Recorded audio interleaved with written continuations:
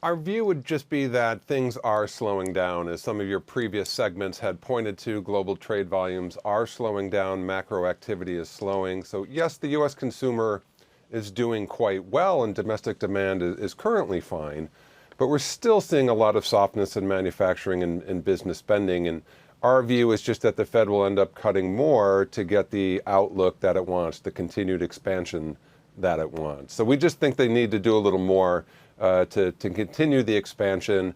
We think they cut today, but don't necessarily commit to a future cut, and it's just the softer data will ultimately push them to do that.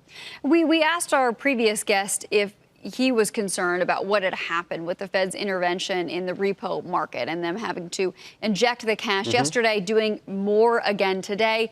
I mean, when you hear things like this is the first time it's happened since the financial crisis, even if for technical reasons, should that be a cause for concern for investors and for anyone that's worried about the U.S. economy?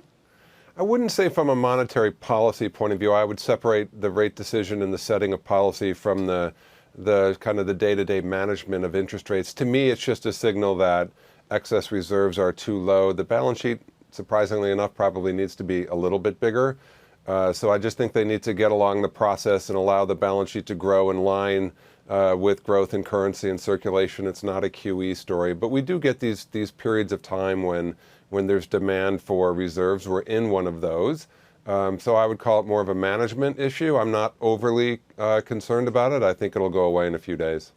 We have just about a minute left, but I want to ask what you consider the biggest risk to growth, particularly if the Fed is sort of in this position where it's looking at its policy as an insurance policy against future problems. What's the biggest risk they need to be insuring against?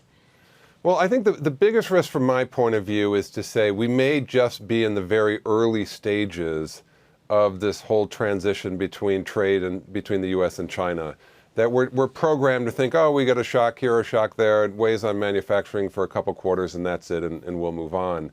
But I worry that if we're in kind of a regime shift towards more protectionism between the U.S. and China, it could take several years or more for trade volumes to adjust. So it just could be more of a prolonged drag, and therefore you need to take out a little more insurance and hold that insurance for longer.